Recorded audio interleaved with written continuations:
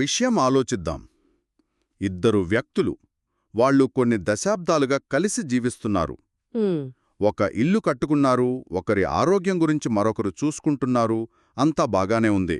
కానీ చట్టం దృష్టిలో వాళ్ళు కేవలం అపరిచితులు. ఇది చాలా తీవ్రమైన విషయం. అవును కదా? అంటే ఒక అత్యవసర వైద్య పరిస్థితి వస్తే ఒకరి కోసం మరొకరు నిర్ణయం తీసుకోలేరు. వాళ్ళ ఆస్తికి వారసులు కాలేరు. కలిసి ఒక బిడ్డను దత్తత తీసుకుని కుటుంబాన్ని కూడా మొదలుపెట్టలేరు. కేవలం వాళ్ళిద్దరి లింగం ఒకటే కావడం వల్ల. ఇక్కడే అసలు చట్టపరమైన సంఘర్షణ అచ్చుక్కుముడి మొదలైంది. అవును.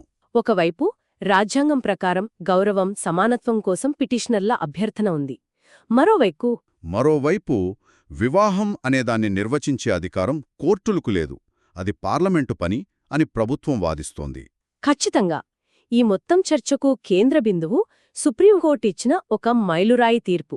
అదే Supriyo versus union of India case. ఈ కేసులో ముఖ్యంగా చర్చకొచ్చింది స్పెషల్ మ్యారేజ్ యాక్ట్ 1954 గురించే కదా? అవును, ప్రధానంగా దాని గురించే. ఆ చట్టాన్ని స్వలింగ జంటలకు కూడా వర్తింపజేయగలమా లేదా అనేదే ప్రశ్న. 5 న్యాయమూర్తుల ధర్మాసనం విచారించింది దీని. అవును, వాళ్ళు 3.2 మెజారిటీతో భిన్నమైన తీర్పిచ్చారు. కాని ఆశ్చర్యకరంగా ఒక విషయంలో 5 ఏకీభవించారు. ఓ, అదేంటి? వివాహం చేసుకోవడమనేది ప్రాథమిక హక్కు కాదు అని అందరూ ఒప్పుకున్నారు. అంటే అది ఫండమెంటల్ రైట్ కాదన్నమాట. కాదు, అది చట్టం ఇచ్చే ఒక హోదా. దాని పార్లమెంట్ చేసే చట్టాల ద్వారా మాత్రమే పొందగలమని చాలా స్పష్టంగా చెప్పారు. మరి అలాంటప్పుడు ఈ 3.2 విభజన ఎక్కడొచ్చింది? ఏ విషయంలో వాళ్ల మధ్య ఇంత భేదాభిప్రాయమొచ్చింది? అసలు సమస్య అక్కడే మొదలైంది.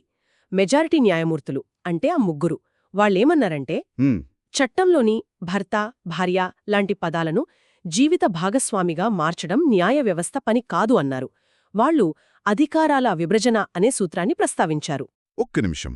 అధికారాల విభజన అన్నారు కదా, అంటే సెపరేషన్ ఆఫ్ పవర్స్.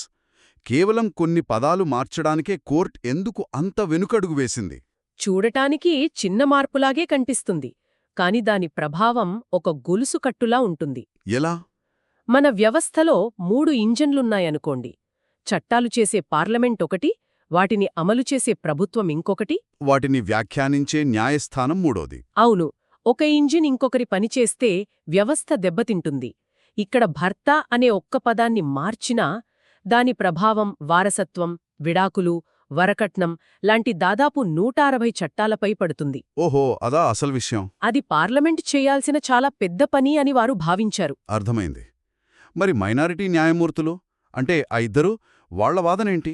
వాళ్ళు సివిల్ యూనియన్ అనే ఆలోచనను ముందుకు తెచ్చారు కదా? అవును, వారి వాదన ప్రకారం వివాహమనే పూర్తి హోదా ఇవ్వకపోయినా ఈ జంటలకు కొన్ని ప్రాథమిక హక్కులు కల్పించాల్సిన బాధ్యత ప్రభుత్వానికి ఉంది.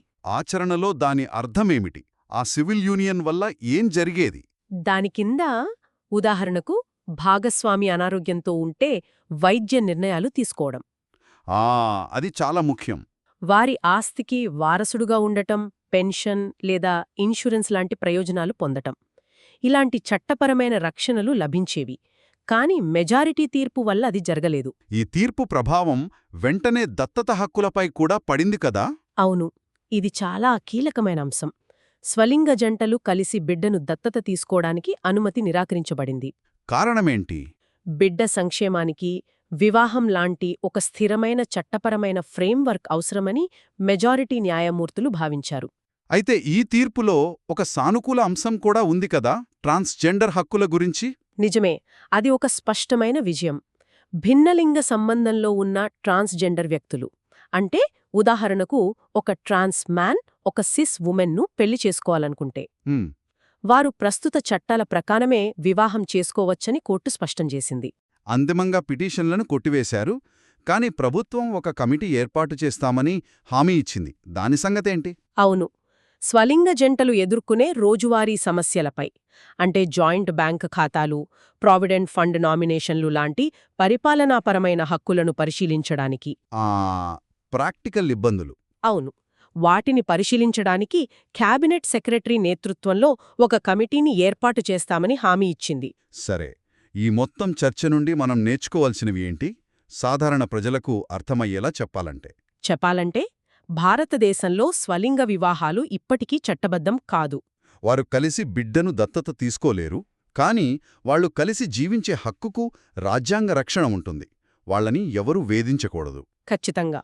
ఇక న్యాయ నిపుణుల కోణంలో చూస్తే ఈ తీర్పు జ్యుడీషియల్ రెస్ట్రెయింట్కి, అంటే న్యాయ వ్యవస్థ తన హద్దులను తాను గీసుకోడానికి ఒక గొప్ప ఉదాహరణ. అంటే సామాజిక విధానాలను మార్చడం మా పని కాదు అని కోర్టు స్పష్టంగా చెప్పేసిందన్నమాట. అవును, కొత్త చట్టాలు చేయడం ఎన్నికైన పార్లమెంటు పనే అని తేల్చి చెప్పింది.